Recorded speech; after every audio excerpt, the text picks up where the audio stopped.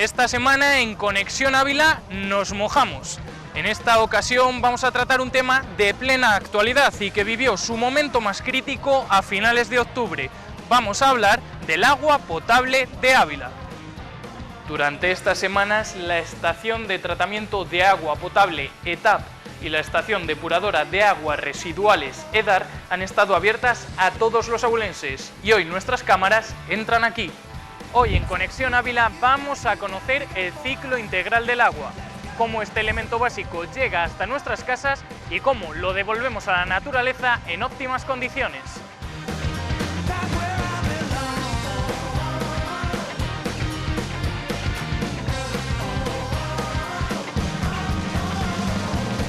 Este es el estado actual del embalse de Fuentes Claras. Tras un lluvioso mes de noviembre, el pantano vuelve a recuperar su agua embalsada y el río Adaja comienza a correr hacia las cogotas. Una imagen muy diferente de la que se veía hace apenas unos días, cuando el agua embalsada en la capital abulense llegó al 22% de su capacidad, estando Becerril a apenas el 1%, Serones al 19% y Fuentes Claras al 69%. Un gesto tan simple como este en Ávila comenzó a estar en serio peligro y la palabra sequía estaba en boca de todos, llenaba los espacios de los medios de comunicación y las agendas de los políticos. En estas situaciones es bueno mirar al país del sol naciente. En japonés la palabra crisis es sinónimo de oportunidad. Y por eso esta crisis del agua nos ha permitido conocer y valorar las instalaciones que tratan este elemento fundamental para la vida. ¿Sabía usted que en nuestra ciudad están instalados casi 600 kilómetros de tuberías para llevar el agua a nuestros hogares y transportarla hasta la depuradora? ¿Sabía que la tecnología usada en esta depuradora es puntera a nivel nacional y sus sistemas llegarán al resto de plantas en unos 15 o 20 años? ¿Sabía que el laboratorio de análisis del agua de Ávila es un referente en España y que es uno de los 5 que están acreditados por Aqualia? Hoy en Conexión Ávila, Aqualia nos abre las puertas de la EDAR y la ETAP para conocer el ciclo integral del agua. Y para conocer el ciclo integral del agua aquí en Ávila contamos con el concejal de Medio Ambiente, Alberto Burgos. Muchas gracias por recibirnos. Muchas gracias a vosotros por venir aquí a las instalaciones de Aqualia en Ávila. Perfecto. En primer lugar, ¿quién gestiona el agua en nuestra ciudad, en Ávila? En Ávila todo el ciclo integral del agua está gestionado por la empresa Aqualia, que gestiona tanto la ETAP como la EDAR, que luego visitaremos. Bueno, durante unos meses hemos vivido en esta ciudad una situación bastante crítica, bastante alarmante, como la calificó el equipo de gobierno. ¿Hasta qué punto pudimos estar asustados en esta ciudad?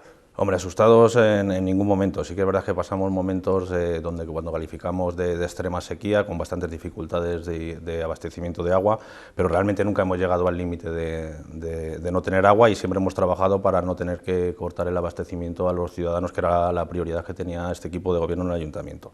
Ha habido algunas veces que hemos estado cerca, pero vamos, ahora mismo ya hemos llegado a un punto donde está garantizado el abastecimiento de la ciudad y entendemos que no debe haber ningún problema en el futuro.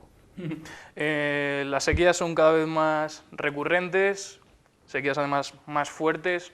¿Qué plan tiene el ayuntamiento para intentar que esto no se produzca? Pues ahora el ayuntamiento está trabajando en todos los sentidos, está abierto a todas las puertas y lo que se va a hacer es poner encima de la mesa todas las posibilidades que hay para intentar buscar una solución permanente al problema, que no sea una solución puntual, para que la próxima sequía que venga ya contemos en la ciudad de Ávila con un plan estratégico y con unas soluciones que nos permitan afrontar la sequía con unas garantías y que sean permanentes en el tiempo. Hasta este momento la solución que se había puesto sobre la mesa era esa captación de cogotas, que no sé en qué punto se encuentra ahora mismo. Pues el punto de abastecimiento de las cogotas sigue su estudio, está en el Ministerio, con Aquaes. Nosotros nos reunimos con ellos a principio del mandato, quedamos en aplazarnos en otra reunión por estas fechas, que será en breve, y es una de las posibilidades que está encima de la mesa, como otras, para poder dar solución a este problema. Entiendo, por tanto, que ahora mismo la captación de cogotas no es la solución definitiva para este equipo de gobierno. Es una solución que se está estudiando, una solución que está en el Ministerio, que fue la primera que se aportó, que tiene un coste elevado y lo único que va a hacer este equipo de gobierno es, además de esa, barajar otras posibilidades, por si hubiera otras posibilidades, siempre dentro de un equipo técnico donde se va a contar con gente de Aqualia, gente de las universidades, expertos en minas, expertos en hidrología, para ver si realmente cuál es la mejor solución para el problema del agua del Ávila. Pero eso no quiere decir que no descartemos las cogotas, puede ser una solución y si es la mejor solución, pues esa es la que acometeremos desde el equipo del gobierno. Lo que sí que tenemos claro es que sea una solución permanente en el tiempo y no sea una solución puntual para una sequía como la podríamos sufrir este año o como la que sufrió hace 30 años en el 86 que antes hemos comentado. Ahora mismo, a la ciudadanía abulense tiene que estar ya totalmente relajada, ¿hay agua para el corto plazo? Hombre, yo le pediría a la ciudadanía que no se relajara. Al final la concienciación y el consumo responsable del agua es una labor que tenemos que hacer entre todos y cuanto menos el consumo sea responsable y sea racionable, pues mejor para el mantenimiento del abastecimiento de la ciudad. Ahora bien, con las últimas lluvias el río ya está corriendo, Fuentes Claras está a un nivel bastante aceptable, con lo cual entendemos que el nivel crítico que hemos pasado ya se ha superado, pero no quiere decir que si persisten sin llover o al año que viene podemos estar en unas situaciones similares, entonces la concienciación de los abuelenses es muy importante para mantenerlo, vamos, digamos, para poder asegurar el abastecimiento de la ciudad. Bueno, Alberto, pues muchísimas gracias. Nada, gracias a vosotros y gracias por venir y espero que disfrutéis de la visita a estas instalaciones. Nos quedamos ahora aportando con los expertos de Aqualia. Los expertos que son los que saben, vais a tener mucha suerte porque está Jaime, que es el jefe de servicio, y José Luis, que es doctor en biología y posiblemente, de verdad, son una de las personas que más saben de agua de toda España, por lo cual es un placer para Ávila contar con ellos aquí y de verdad que vais a quedar encantados con la visita que vais a tener hoy.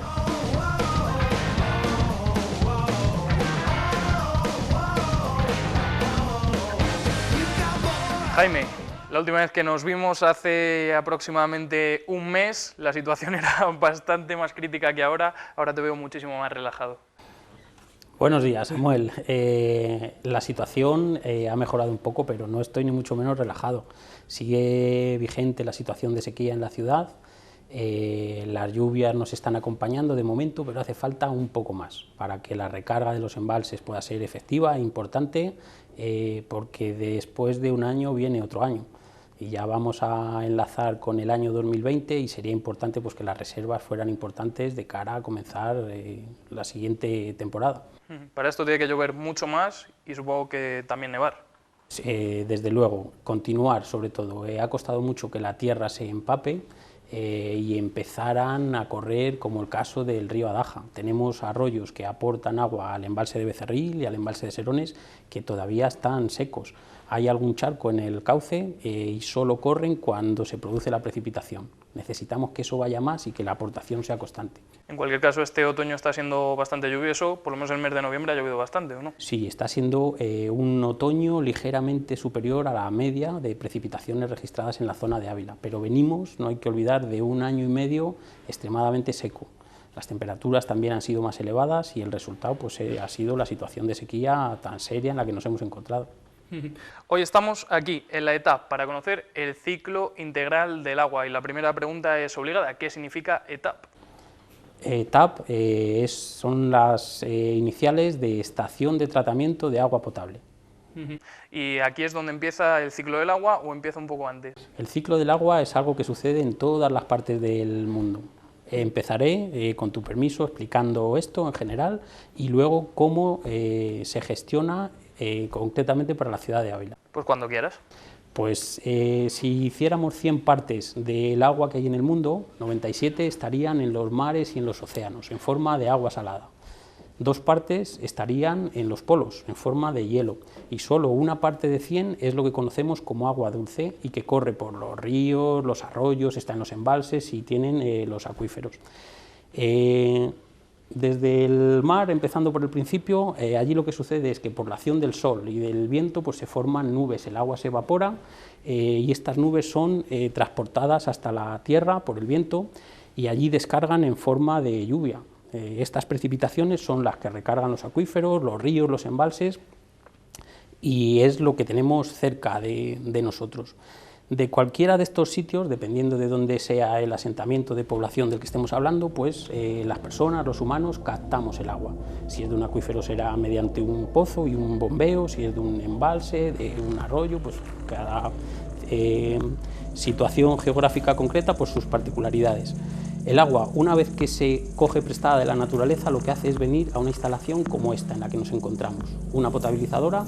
La misión de esta instalación es poner el agua en condiciones de seguridad para que sea consumida por las personas. Desde aquí se suele almacenar en depósitos y se distribuye hasta los hogares, los negocios, todo aquel punto de consumo que haya en las ciudades o en los pueblos.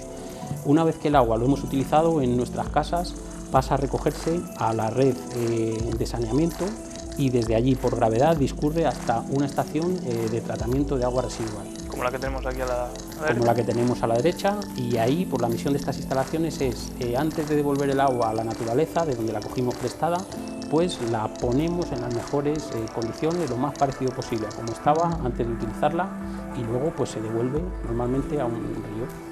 Este río sigue fluyendo, sigue corriendo, y aguas abajo normalmente pues hay otra población que capta el agua de ese río, potabiliza, almacena, distribuye, consume, depura y devuelve el agua al río. Ese río al final pues va a dar al mar y empieza otra vez el ciclo. El agua que hay es la que hay, no se crea, entonces es muy importante pues gestionar y cuidar el agua debidamente. El agua es como la energía, ni se crea ni se destruye, solo se transforma. Eso es, algo parecido. Y aquí tenemos el ejemplo de Ávila. Concretamente el ciclo del agua en Ávila, pues os explico.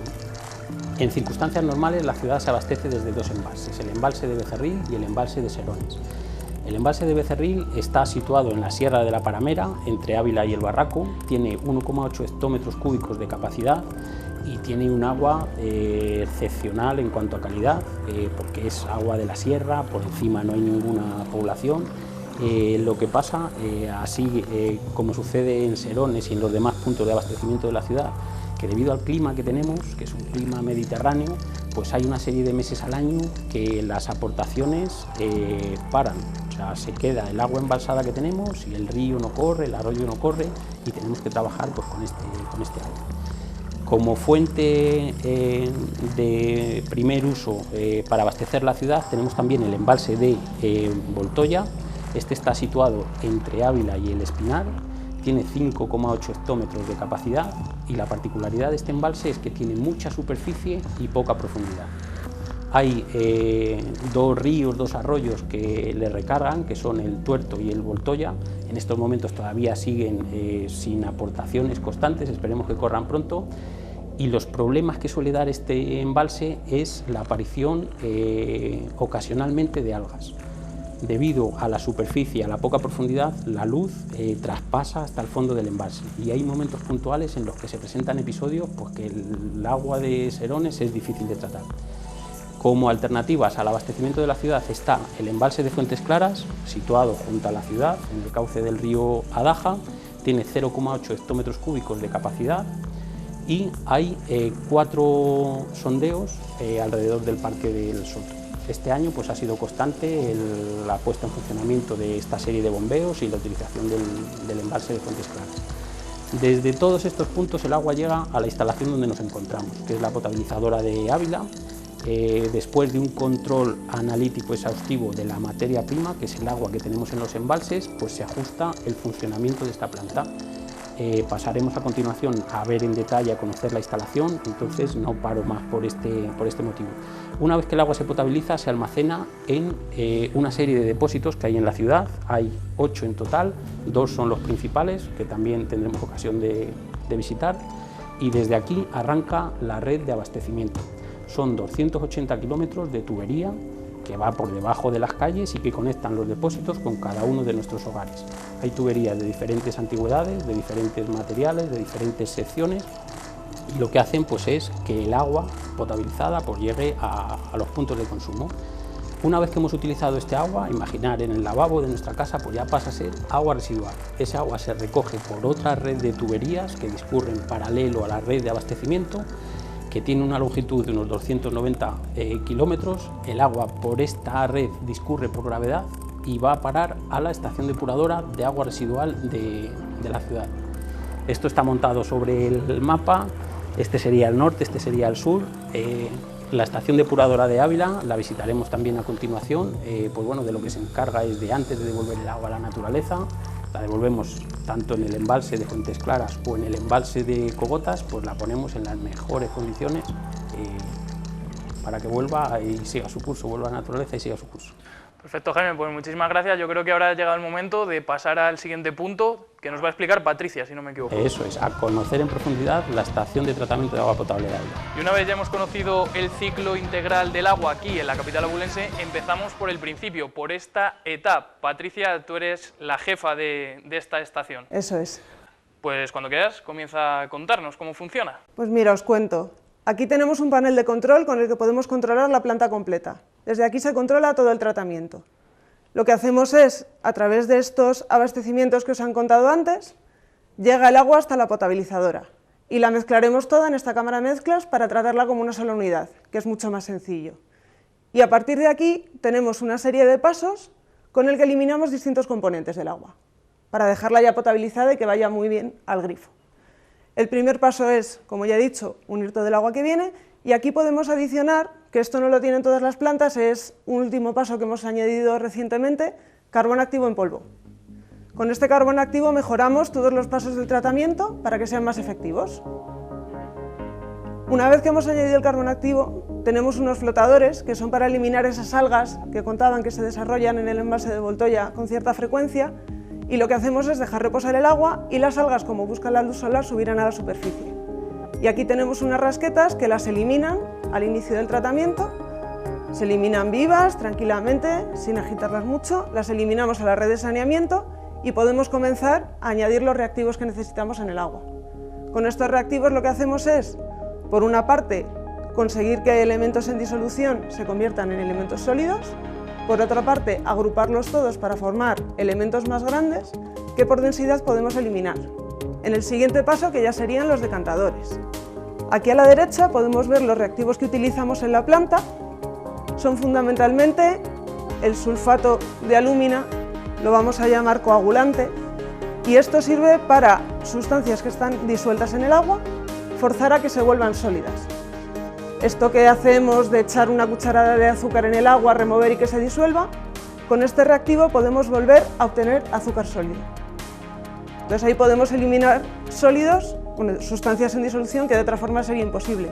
Y una vez que está todo en forma sólida, añadiremos floculante para unir partículas sólidas unas a otras y obtener elementos de mayor tamaño, más o menos.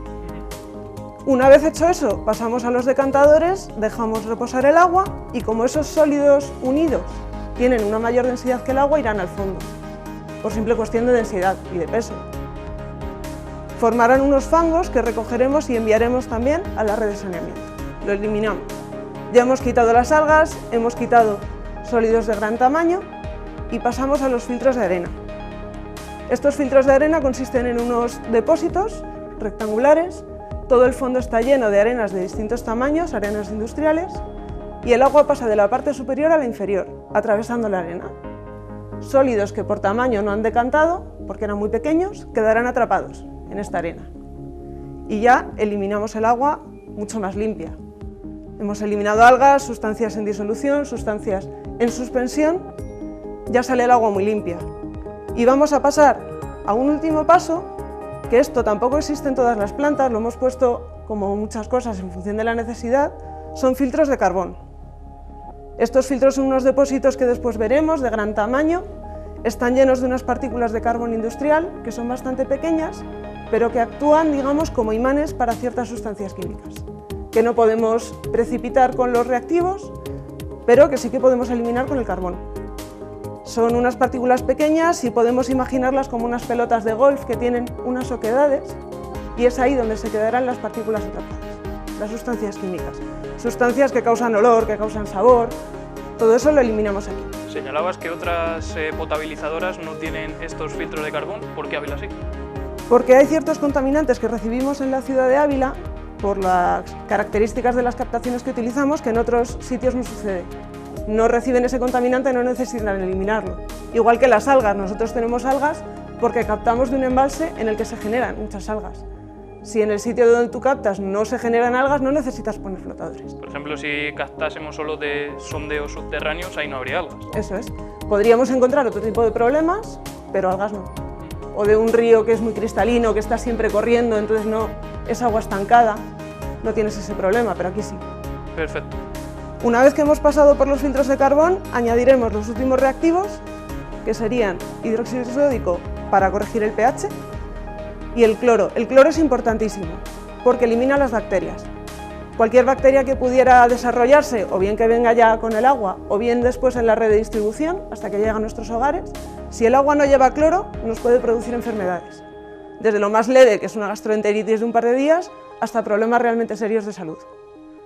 Entonces ya echamos el cloro, pasamos a los depósitos de distribución, ahí tenemos un pequeño almacén de agua, por si hubiera algún problema de resolución rápida, no dejar a la ciudad sin agua, tener una reserva de abastecimiento, y de aquí ya a la red, y a todos nuestros hogares. Y al grifo. Y al grifo, a utilizarla.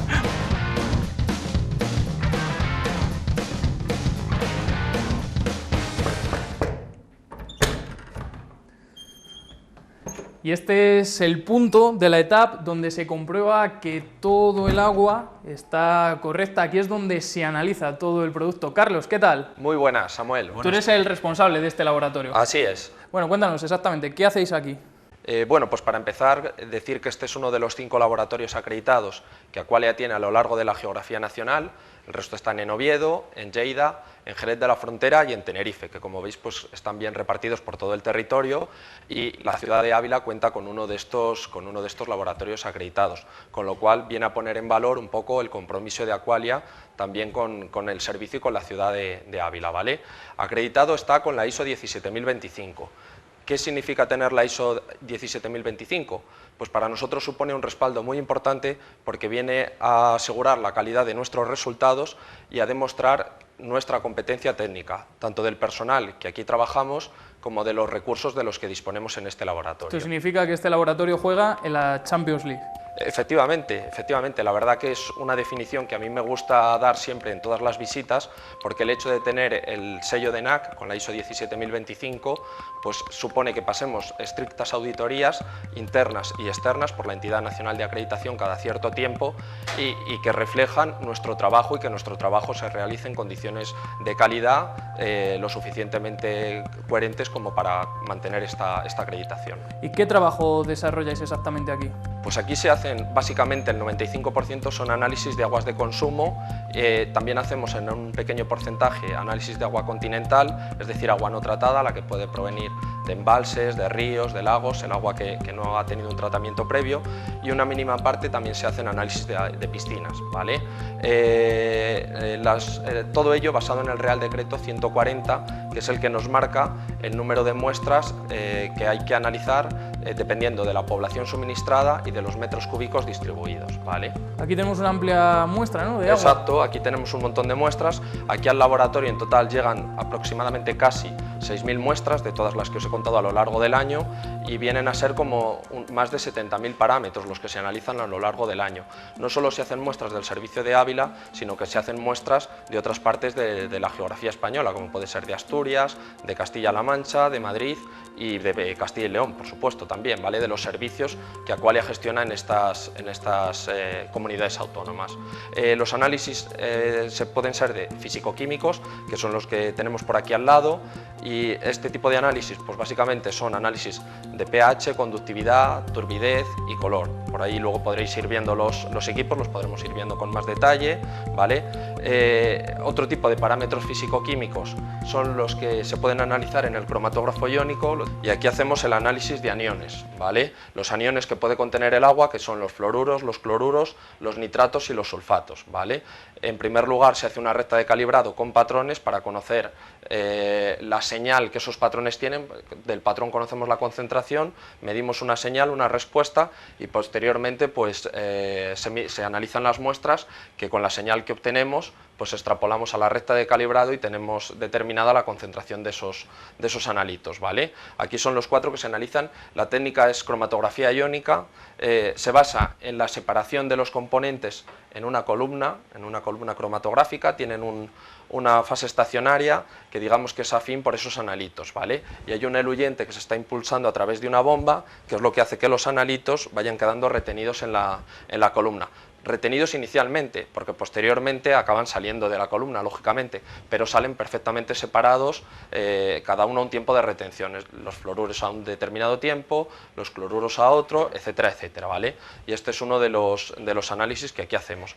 También hacemos otros análisis espectrofotométricos, como pueden ser el amonio, los nitritos, el color, ¿vale? Que esos están basados en las diferentes longitudes de onda. Por aquí, como podéis ver, pues tenemos los pHímetros, conductímetros y turbidímetros, que anteriormente estábamos hablando de ellos, ¿vale? Esto anteriormente tenemos los dos métodos, podemos utilizarlos aquí manualmente, que como podéis imaginaros es un poco más tedioso, pero afortunadamente desde hace un año hemos adquirido este equipo de aquí, que lo vamos a ver un momentín.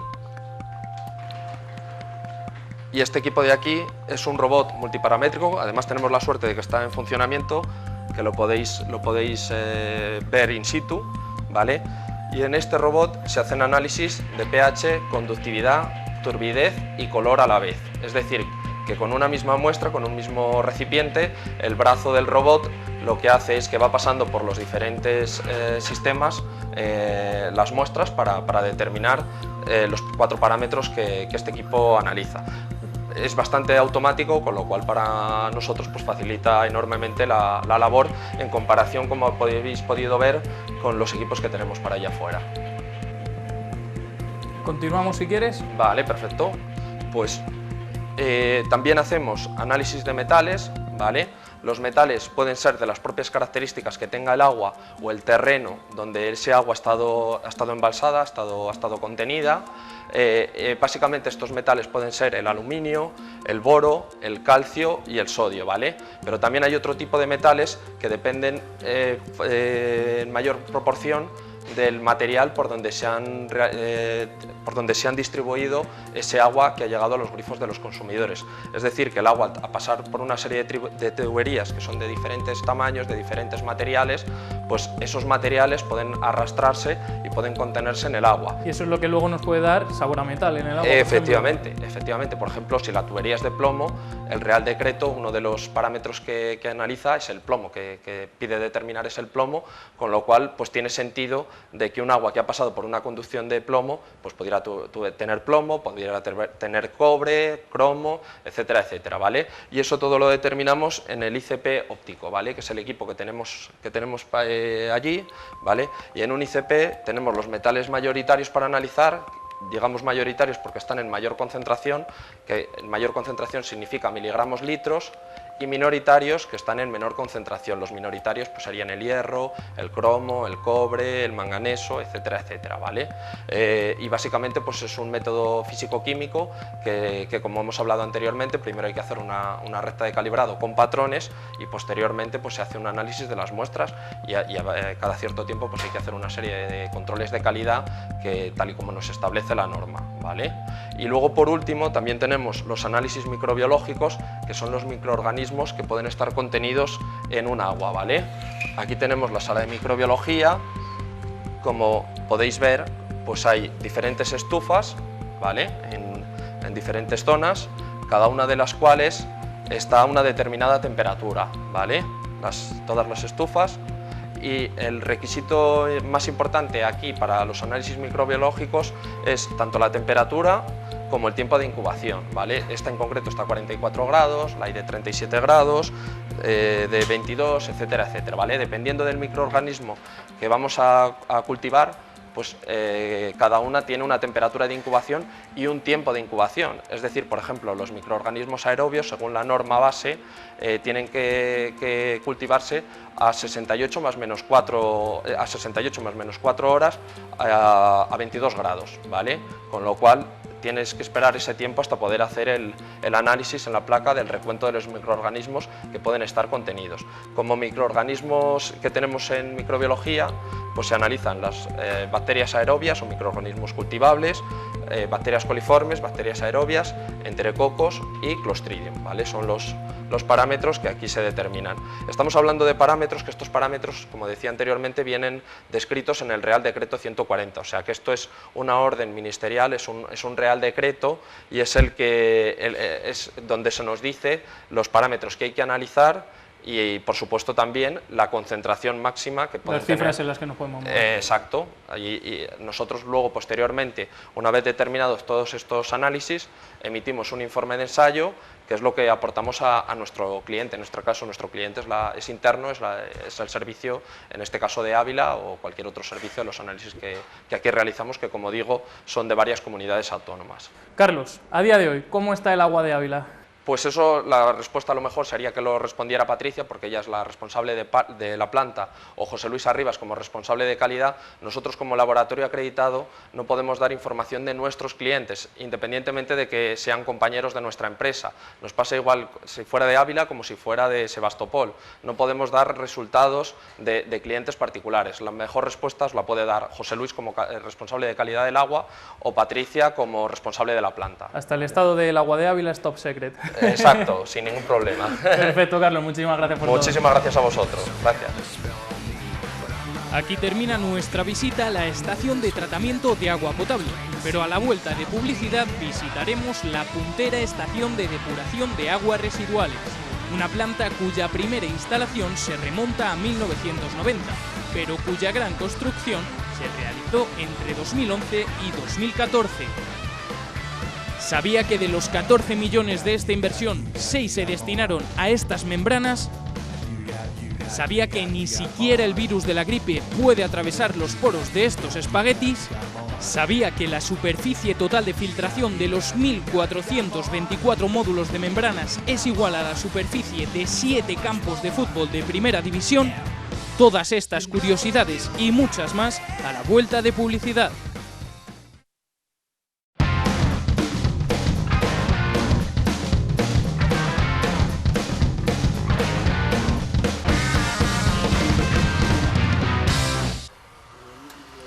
Y una vez hemos usado ese agua potable, esta vuelve a la red de cañerías y llega hasta aquí, donde nos espera José Luis, a la EDAR.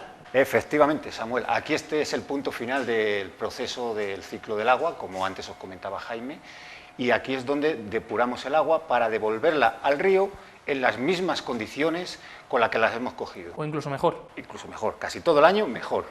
Perfecto. ¿De acuerdo? Bueno, os voy a explicar cómo funciona la depuradora, lo voy a explicar sobre estas diapositivas y vamos a ver un poquito qué es lo que hacemos aquí. Bueno, lo primero comentar que la depuradora, el objetivo que tiene una depuradora es eliminar la suciedad del agua una vez que la hemos utilizado para devolverla en condiciones al río y que en el río pueda haber vida, ¿de acuerdo? ¿Y eso cómo lo realizamos? Pues al contrario que antes, cuando hemos estado en la potabilizadora, que se utilizaban reactivos químicos, aquí utilizamos microorganismos, ¿vale? Entonces, esos microorganismos son los que van a hacer que el agua se depure en condiciones. Perfecto. ¿De acuerdo? Pues empezamos el proceso. Empezamos. Bueno, vamos a pasar a una imagen aérea de la depuradora donde estamos ahora y sobre ella os comento cómo funciona. En principio la vamos a dividir en 4 pasos, 4 tratamientos, lo que sería el pretratamiento, un tratamiento primario, un tratamiento secundario y un tratamiento terciario. El primero de ellos, el pretratamiento, es la parte en la que en la que eliminamos sustancias sólidas y es en la que eliminamos sustancias que no deberían venir en el agua, como por ejemplo las toallitas, las famosas toallitas, el monstruo de las toallitas. Bueno, pues eso nos ocasiona unos problemas muy graves. De hecho, bueno, pues si queréis podéis ver aquí hay unas fotografías de algunos de los madejones que sacamos de toallitas. Esto que se ve aquí es un madejón de toallitas, están entrelazadas entre ellas y este en concreto pesaba unos 300 kilos aproximadamente. Esto ni es biodegradable ni se deshace. Esto, según se tira el agua, llega a la depuradora y nosotros lo que tenemos que hacer es eliminarlo de aquí. Nosotros, una vez que está en el agua, no podemos reciclarlo. Esto tiene que ir directamente al vertedero, por lo cual lo suyo sería coger estas toallitas y en origen tirarlas al contenedor correspondiente, ¿de acuerdo? Para que se puedan reciclar. ¿Cómo se van eliminando estos restos que son bastante voluminosos, por así decirlo, respecto a los microorganismos? Sí, estos restos que son muy voluminosos, nosotros lo que hacemos es cogerlo con determinados equipos, o bien con peines, o bien con cepillos, o bien con unos tamices, o con bombas incluso, y lo que hacemos es sacarlos a contenedores y de esos contenedores los vamos a llevar al vertedero. Es un proceso mecánico fundamentalmente, ¿de acuerdo?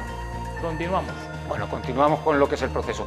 En principio, en el pretratamiento os he dicho que eliminamos las toallitas, eliminamos papeles, maderas, metales, muchísimas cosas que vienen en el agua, pero también eliminamos arenas y eliminamos grasas, que son otro de las dos sustancias que se eliminan en el pretratamiento.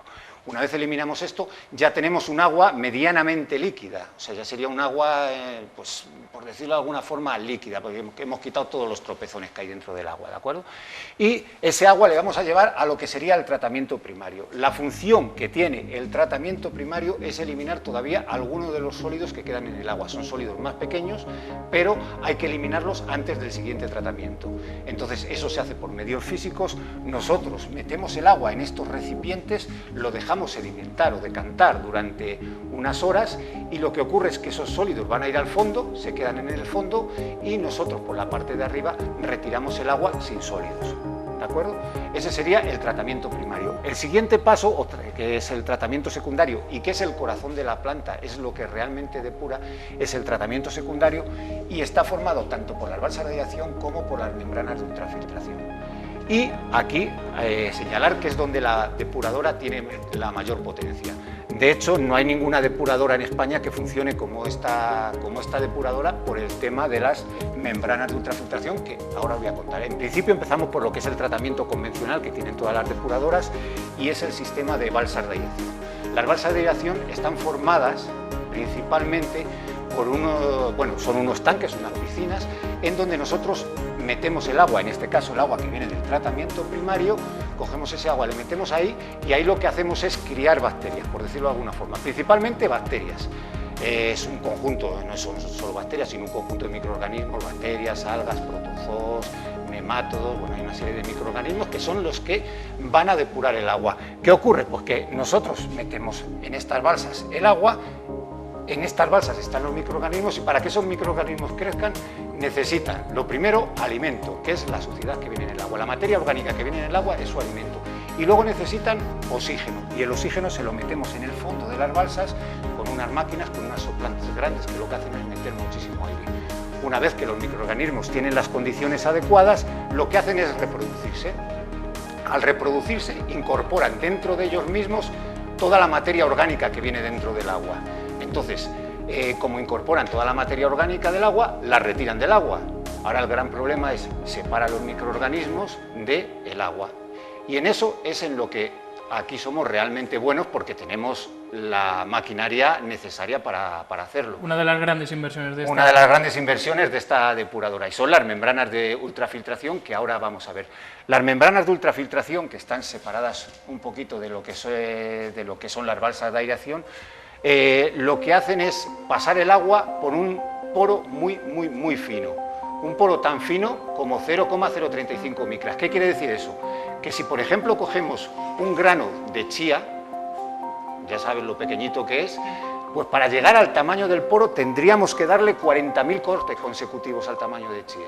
Unas membranas que tenemos aquí detrás. Estas membranas que tenemos aquí detrás.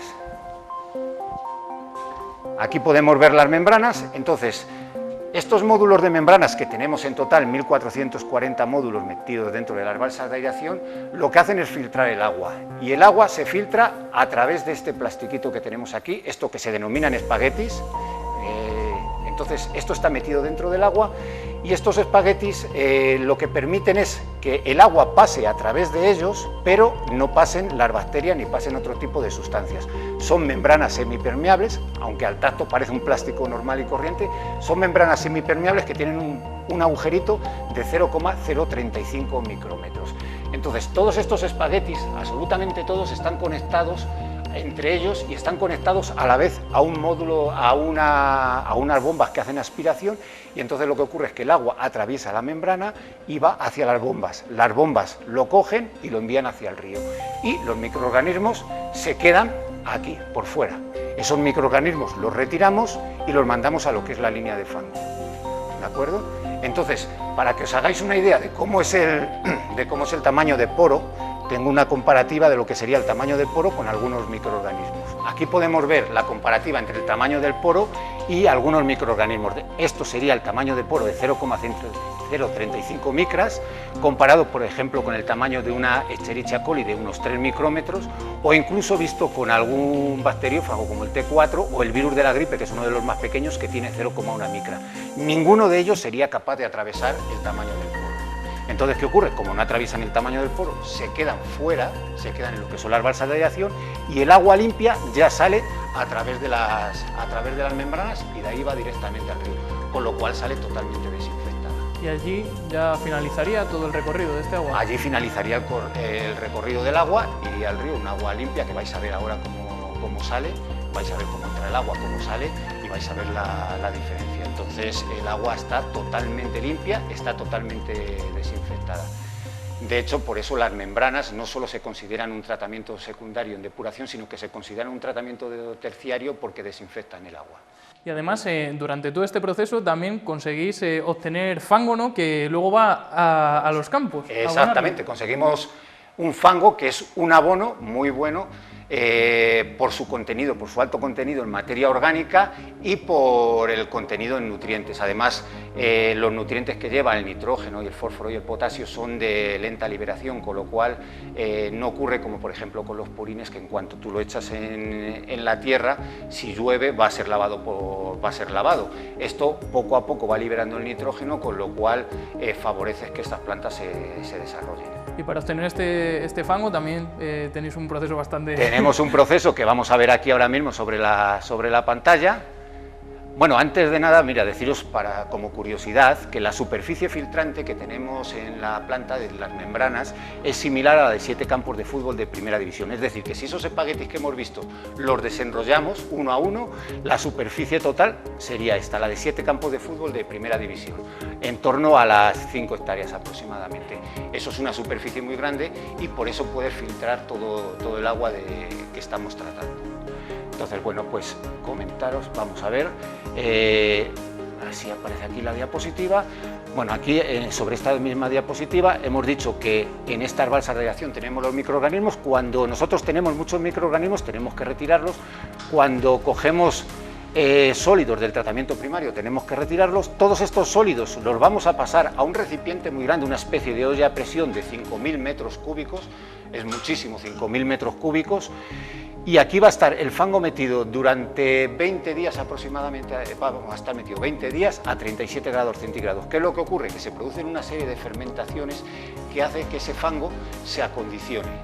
Entonces ya, una vez que ha estado ese tiempo allí, le podemos echar en las tierras y sería un abono, sería muy buen abono. Lógicamente es un poco más complejo, hay que quitar el agua, hay que añadirle un reactivo para deshidratarle, pero en resumen es eso. Cogemos el fango que se está produciendo, le vamos a tener 20 días a 37 grados centígrados y una vez que ha pasado ese tiempo lo podemos utilizar como abono. Aparte de eso, esto os he dicho que tiene que estar a 37 grados centígrados. Eso lo conseguimos con el gas que producimos. Durante la digestión se produce gas, ese gas es fundamentalmente metano.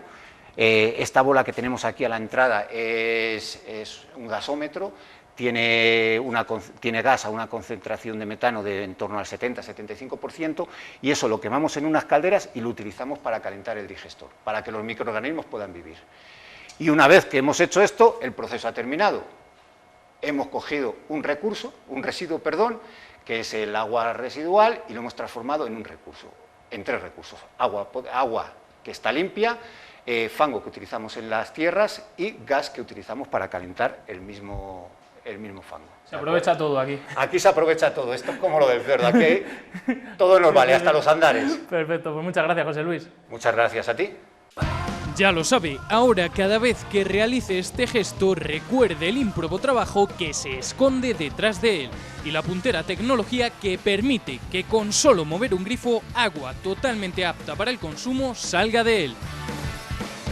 Según la Organización Mundial de la Salud, 2.100 millones de personas en el mundo no disponen de agua gestionada de forma segura, de los cuales 844 millones no tienen ni siquiera un servicio básico de agua potable. Esto incluye a 263 millones de personas que tienen que emplear más de 30 minutos por viaje para recoger agua de fuentes que se encuentran lejos de su hogar. Y 159 millones que todavía beben agua no tratada procedente de fuentes de agua de superficie, como arroyos o lagos. Un lujo, el agua potable, del que debemos ser conscientes, que tenemos que valorar y sobre todo gestionar de una manera responsable. Nos vemos la próxima semana en Conexión Ávila.